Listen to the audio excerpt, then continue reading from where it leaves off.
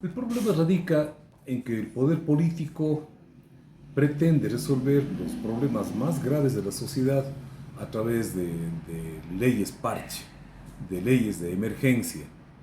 Surge, a manera de ejemplo, lo que ocurrió cuando zozobró la embarcación con cientos de migrantes ecuatorianos.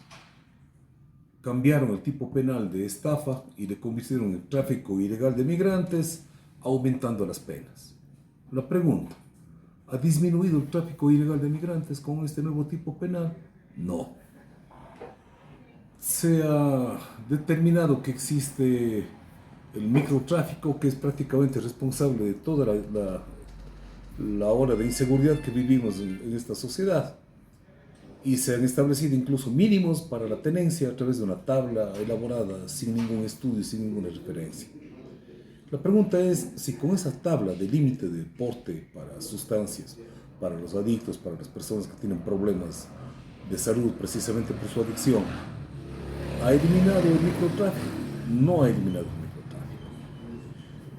microtráfico. Hace algunos años, con la presión de la lucha femenina, los grupos de mujeres eh, establecieron el tipo penal de femicidio. ¿Para qué? Para que, aumentando la pena y creando un tipo específico que se denomina femicidio, dar la muerte a una mujer en razón de la relación de pareja, ¿no es cierto?, se impuso en la legislación ecuatoriana. ¿Ha disminuido la muerte de las mujeres en condición de la violencia intrafamiliar? No ha reducido. ¿Esto qué nos demuestra? Nos demuestra que las soluciones no están en las leyes. Hay todo un proceso que debe realizarse que se denomina tipificación. ¿Qué es la tipificación? La tipificación significa que la sociedad, con las manifestaciones, con los problemas que se evidencian en cada circunstancia histórica, requiere una protección.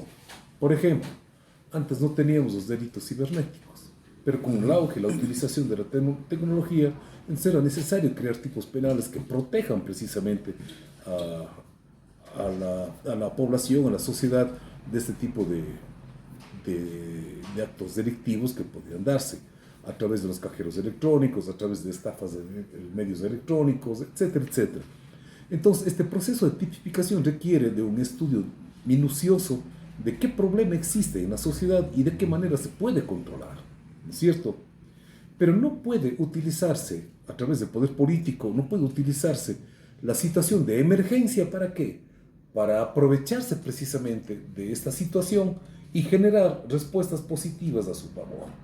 Me explico. Tenemos un tipo penal que se denomina extorsión.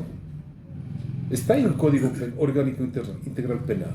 Pero sin embargo se pretende imponer como tipo específico la cuestión de, no sé, el cobro de vacunas, que se denomina, ¿no es cierto? Entonces quieren que se cree un tipo penal específico para este tipo de acciones delictivas. ¿Para qué? Para, según ellos, ¿quiénes? El poder político, eliminar este tipo de acciones. Eso no va a ocurrir. Las muertes de los centros penitenciarios, que prácticamente nos han puesto en la cresta de la inseguridad y nos han dejado tan mala en la credibilidad a nivel internacional, se pretende controlar a través de un nuevo tipo penal que se denomina terrorismo penitenciario. Pues es una barbaridad, porque no se puede legislar de ocasión. No. La ciencia del derecho, la dogmática penal, la teoría del delito requieren todo un proceso. ¿Para qué? Para determinar en qué momento es necesario crear un tipo penal y en qué momento no.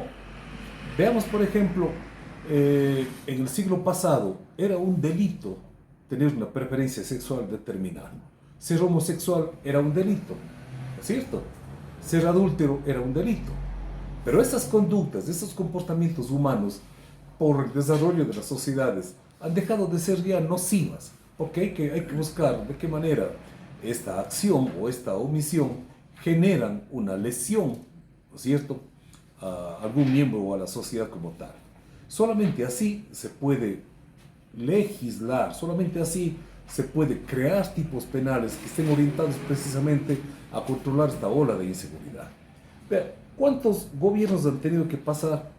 Y hemos escuchado que la cresta de la inseguridad ciudadana requiere de la intervención de las Fuerzas Armadas en el control delincuencial. ¿De cuántos años atrás vemos a las Fuerzas Armadas realizando actividades de control delincuencial? Que están incluso en el perímetro cercano a los centros penitenciarios y sin embargo siguen ingresando a las armas. Sin embargo, la ola de inseguridad sigue creciendo y va a seguir creciendo. ¿Por qué? Porque no estamos afectando, no estamos atacando de raíz la estructura que ocasiona precisamente esta inseguridad. ¿Cuál? Los cárteles del narcotráfico. Y no se va a cambiar absolutamente nada mientras no se controle, por ejemplo, la filtración ya de los cárteles de la droga, diríamos, de los ciberdelitos, los causantes de toda esta inseguridad, que se infiltren en el sistema político. Ya se viene hablando, ya se viene debatiendo que hay muchísimos candidatos que tienen vínculos con los cárteles internacionales de la droga. Entonces, si yo tengo el poder, ¿cómo voy a controlarme a mí mismo? Si yo estoy infiltrado en las Fuerzas Armadas, si estoy infiltrado en las fuerzas policiales, si estoy infiltrado en el poder político, en definitiva, he creado un estado paralelo. ¿Cómo puedo entonces obtener soluciones? ¿Cómo puedo controlar esta ola de inseguridad? Entonces, no podemos nosotros esperar que con una reforma, parche, creando un tipo penal, aumentando las penas o decidiendo por mayoría que se permite la extradición de los ecuatorianos, que esa sea la solución para la gran crisis que estamos viviendo internamente. Creo que es el momento de que nos sentemos a reflexionar, más allá de estar a favor o en contra de un sistema político determinado, más allá de determinar si a través de la consulta popular le beneficiamos a un régimen político o no. Creo que debemos sentarnos y debatir de una manera mucho más amplia qué es lo que se tiene que hacer para, de una vez por todas, estructurar un modelo diferente, un sistema penal que funcione, un sistema penal que esté vinculado con la rehabilitación, un sistema penal que permita de alguna forma un control al poder político que tanto daño nos está haciendo precisamente con esos delitos denominados de cuello blanco. ¿Cuántos miles de millones de dólares dejan de ingresar para la salud, para la educación, para las obras públicas? Porque son precisamente quienes ejercen el poder político de turno, quienes se aprovechan de su poder para llenarse los bolsillos. Ya se viene hablando de una investigación realizada por los medios de comunicación en donde se desenmascara una nueva estructura criminal dirigida, según se dice, por el cuñado del presidente de la República. ¿Para qué? Para beneficiarse de contratos públicos. Mientras no se ataque estas falencias graves que son las causantes de esta inseguridad, de la pobreza actual, no vamos a avanzar con las soluciones parche. Nada se dice, por ejemplo, para controlar precisamente la transparencia de la administración pública. No se dice nada. Más bien se viene hablando de que es necesario crear nuevos tipos penales de terrorismo penitenciario, se viene hablando de controlar las vacunas, se viene hablando de la extradición. Y los que realmente crean la zozobra en el país, intocables. Se trata de sumar votos en torno a esa propuesta como una especie de estigmatización. Quienes votan en contra serán narcos. Yo creo que es importante levantar la voz. Yo personalmente estoy en contra de la consulta.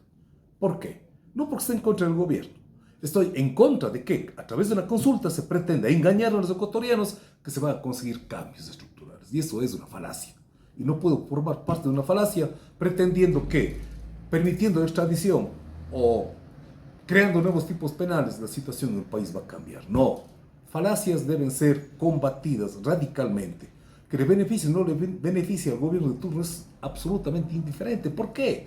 Porque nosotros tenemos un sistema que permite que día a día se vaya agravando la vida de los ecuatorianos. Los políticos son pasajeros, el poder político es transitorio, pero eso ellos no lo entienden y quieren permanecer precisamente echando sus garras de la manera en la que puedan para beneficiarse económicamente a cualquier título. Y eso es lo que realmente crea indignación.